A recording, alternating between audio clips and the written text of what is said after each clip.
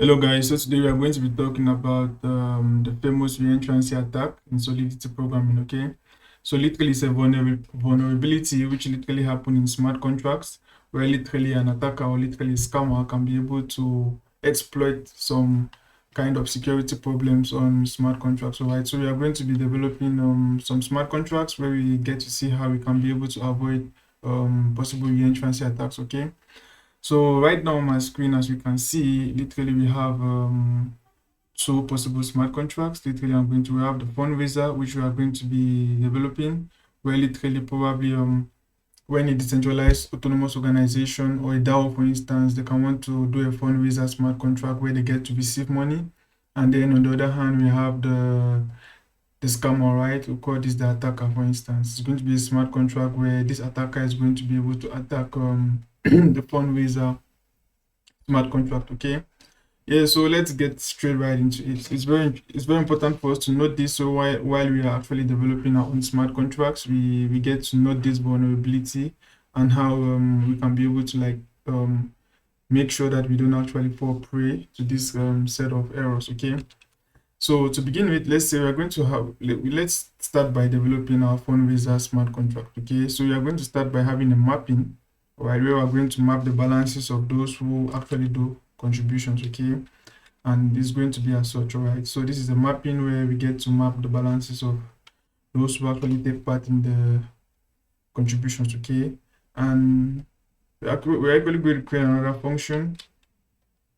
This function is going to be as such, where what happens here is this function is going to be called by those who want to participate, okay? Those who want to take part in the contributions, all right? So when this function is called, literally the balances mapping is just being updated with the value, with the amount of money which they want to actually contribute in that fundraising, right? I think it's a basic function. The next function which we are going to be doing here is the withdrawal function, right? So let's see, let me just type it out. Let's say our function. While function as such, and we're just going to call it withdraw.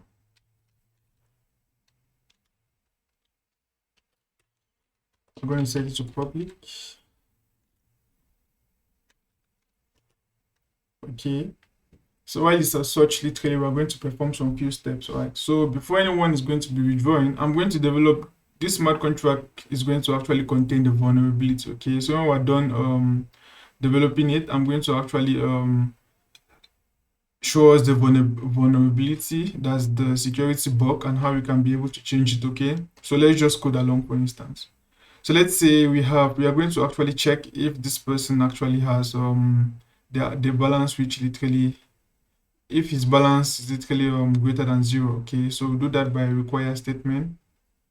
So we're just gonna, let me put this here. First of all, we're going to check if his balance is greater than 0, okay? Then when this is done, what we want to do is, what we do here is we transfer, we actually create a variable and actually get the balance of what he actually invested. So this is how we do it. We just have viewing to transfer. We just get the balances of what he has and assign it to this variable, okay? The next thing which we are going to be doing now is actually the actual transfer itself, and we do that in Solidity by function as such. Let's say we have a function like this. Let me put it right here. In this function, what happens is we're just going to get a Boolean variable that literally confirms if this transfer has been done or not, right? MSG does send that the person who actually calls this function, that address is being used to call the specific value, okay, which is literally this amount which we want to actually send to that person, right? And when this is done, you need to be able to check. So if this is done, literally, what happens is, if this is done, we want to check if because as I mentioned earlier on, we're going to have a Boolean value, and this Boolean value is going to either be true or false. So in case, let's say it's true that literally the money has the value has been sent, the amount of funds has been sent to that person, then we want to ensure that if it has been sent, then this is not going to work. But if it has not been sent, that's why if not success, literally we want to make sure that the balances in the mappings which we have here in this storage facility We want to ensure that it's maintained back to what it was originally. That's why we actually stored the actual original value in this variable called transfer, right? So then if not, if it's actually successful, what we do then is we actually set the balances to 0 at that specific point, okay? By doing so, balances at mg.sender to 0, right? So literally, this is where the whole block is. I'm going to be explaining to us why this is where the whole block is when we're done literally creating the whole smart contracts, right? So let's pursue the next function, right? Equally, I want to have a functionality where those who actually take part in the funding can be able to play some withdraw, we can be able to get the balances. Let's actually create a function where we can get the balance of this particular address, okay? So we actually get a function as such. So this function get fund, we get the amount of money that's actually stored in this particular smart contract. It's very important. That's why I address this dot balance, okay? That's what's going to be returning. If you have problems understanding the use of these public keywords, for instance, you have the views and so on, probably you can watch can go to my channel and watch the previous videos where we have some detailed explanation as to how you can be able to do this, okay? So this is literally going to be all about the fundraiser smart contract. It's quite basic, but in effect, what happens is literally we have a mapping, we store the balances of those who literally take part in the funding. Those who want to contribute actually do call this function, and literally our mapping is updated with the value they have. We have this plus sign here, meaning that they can actually add multiple values, multiple amounts of funds if they wish to. They can actually contribute multiple times. We equally have a withdraw functions. Within the withdraw function, what we are doing here is, first of all, we check that the person's balance literally is greater than 0 from the mapping. When that is done, literally we have a variable that actually assigns it actually stores the balance of that particular sender onto this variable.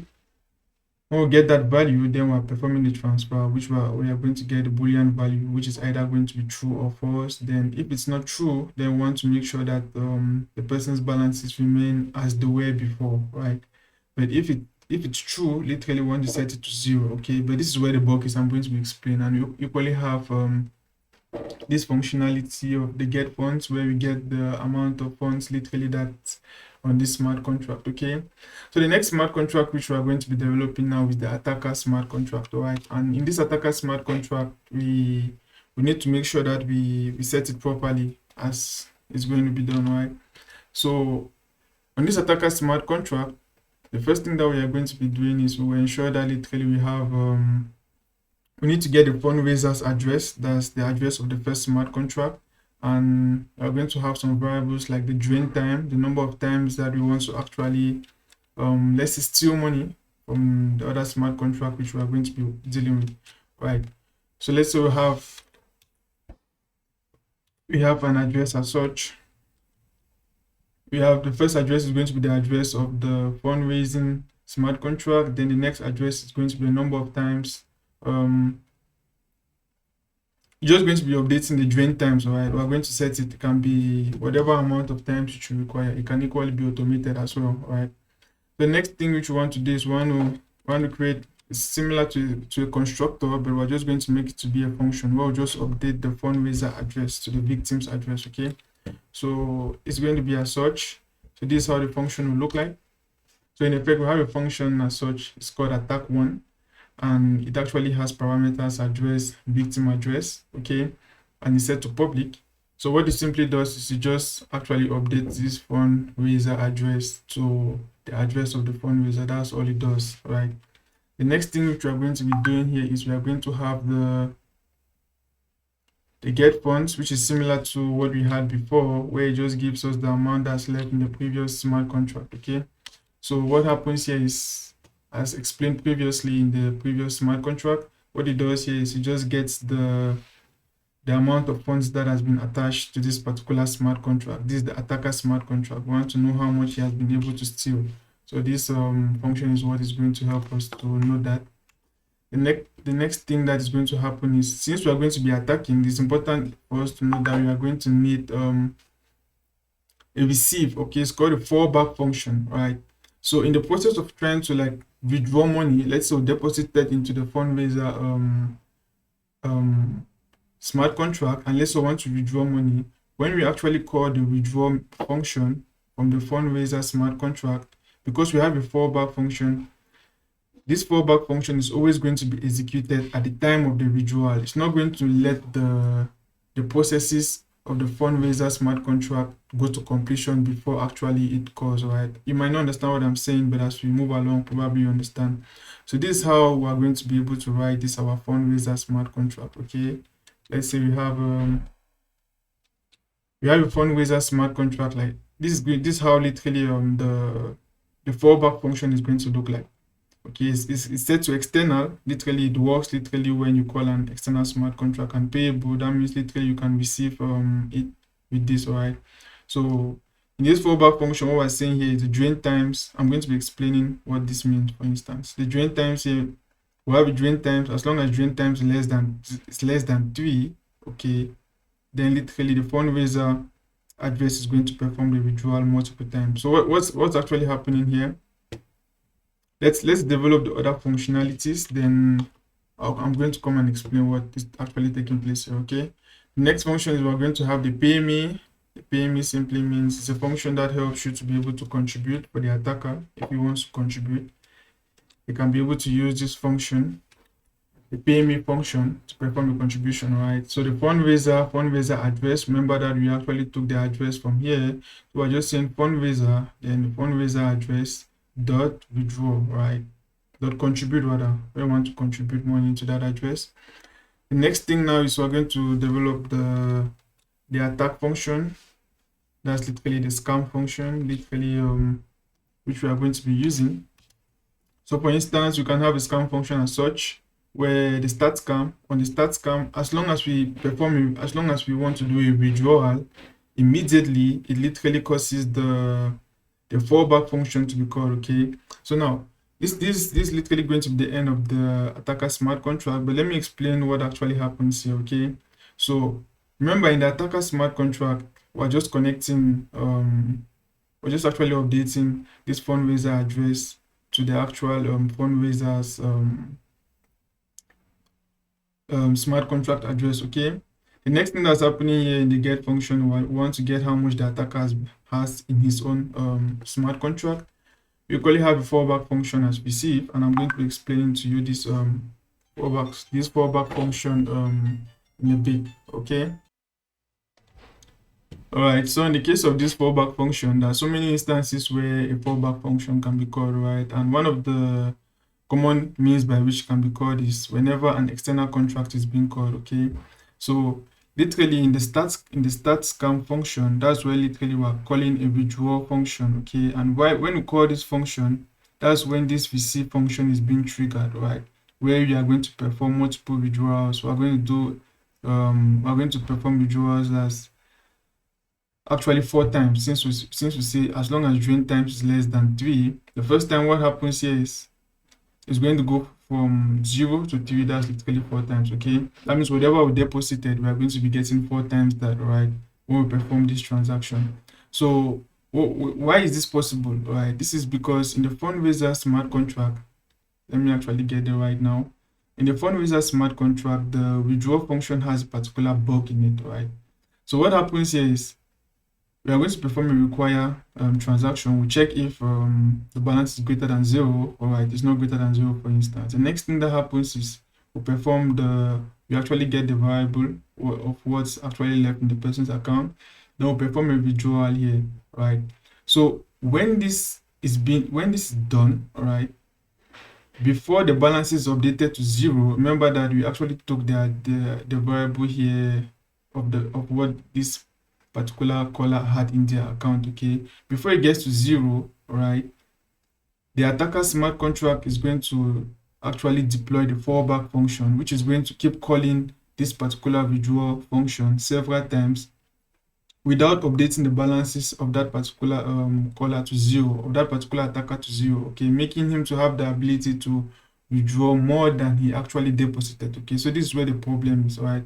And I'm going to be solving this shortly. To solve this, all we have to do is after literally after getting this variable, we need to actually not do this further. All we have to do is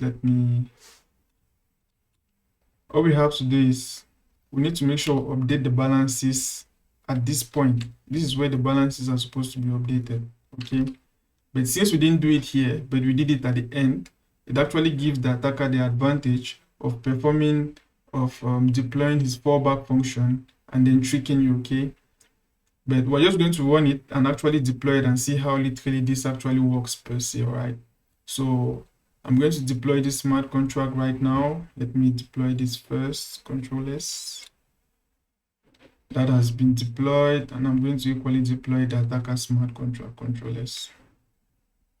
That has equally been deployed. So I'm going to raise my terminal, right? That has actually been saved, but we haven't deployed it yet. So let me deploy it now. So I'm going to deploy the fundraiser. So this is now deployed. As we can see down here is deployed. And the next that I'm going to be deploying is the attacker smart contract. Let me deploy that as well. So as we can see, it has just been deployed right here, right? So let's take note of the values, all right? Let's ensure that what we are doing is quite practical. Okay, so now, this is the fundraisers smart contract, okay? So first of all, we have to do some contribution, right? So let's say, first of all, we contribute the value of, let's say we'll contribute the value of, let's say we'll contribute the value of 200 Wei, for instance, and I click on contribute. So when I check, I want to actually get the amount. We can literally see this, the amount 200 Wei was contributed. Let's say I want to switch account, or let's say another person B, for instance, he also does a contribution of, let's say 200 Wei also. You can see that was done, right? And let's allow it as such. Let's go to the attacker smart contract, and let's also let him perform a contribution. So let's get the address of the fundraiser, then we paste it here, since we want to connect the two smart contracts. So while we do that, I'm going to call this one so I can deploy it. That was successful. The next thing that we're supposed to be doing here is the pay me, where we can be able to contribute. I'm going to set it to 100. Let's say the attacker wants to deposit like 100 Wei, right? And it's successful. You can see that 100 Wei at this particular point was transferred. Okay. So if I go back to the fundraiser smart contract, I want to see how much is in the contract. For instance, we'll actually call the get funds. When I call the get funds, you can literally see that we have 500, all right? Because two people actually deposited 200 and then the attacker deposited 100 Wei, all right? So this is how much is in the that's how much is in the fundraiser smart contract. If I come to the attacker smart contract and I actually get the get funds, let's see how much he has. He has there's nothing in his smart contract, okay? So note this, right? It's key that we should be able to note this. So now, when this is being done, what we are doing now is, let's say we want to start the scam, right? So when I click start the scam, remember he deposited 100. So what he's going to be getting is, that's 100 times, probably, he's going to be getting that times 4. That's going to be getting like 400 Wei, right? In which he deposited 100, but he's going to be getting 400 Wei. So if I start the scam, for instance, it shows that the scam has gone through, right? So let's check now like that, how much he has in his smart contract. So if I hit the get funds, we actually see probably that he has a balance of 400, right? But remember, before he had nothing. Now he deposited 100 and he wants to actually perform a withdrawal in case, let's say, it was not he didn't want to participate in the fundraising. He performed the withdrawal. Instead of getting 100, he gets 400, right? And if we go to the fundraisers smart contract, for instance, we click on get funds. He had 500, but now probably he should have 100 now, if I'm not mistaken. So he has 100, right? So this is very bad, because the ability for you to be able to get funds which literally didn't deposit is quite crazy, right? So This is where the whole hack was, and this is a typical example of the famous DAO attack. And it's quite important that while you're coding your Solidity smart contract, it's good for you to know how to avoid this. And the best way for you to avoid this is by performing these tasks which I made mention here as such. So while I'm here, literally, if I should put this step and cancel, if I should update the balance at this particular point, okay, before performing the withdrawal, let me cancel this here. This solve the problems. This automatically solve the problem. So if we should perform, if I should save this, let's clear this. Let's clear this, for instance, and let's deploy. Let me save the smart contracts one more time. Let me save this one more time, and let's go and deploy these smart contracts. Let's deploy these contracts one more time. Let's see if I'm to deploy the fundraiser. Let me deploy this, and then I come and I deploy the attacker smart contract. I deploy this, and let's say let's perform some contributions. Let me say I contribute okay, let's do on the fundraiser. All right, let's see the fund. Let me click here, and let's just see one deposit. First of all, let's say 600, for instance. Let's contribute. That 600 was contributed from here. Then I copy this address, I paste it here, paste. Then I deploy that, okay. And let's say I contribute 100 way, for instance. 100 way, and I click on pay me. That was done. So now, when I click on start scam, since it deposited 100, let me read this up.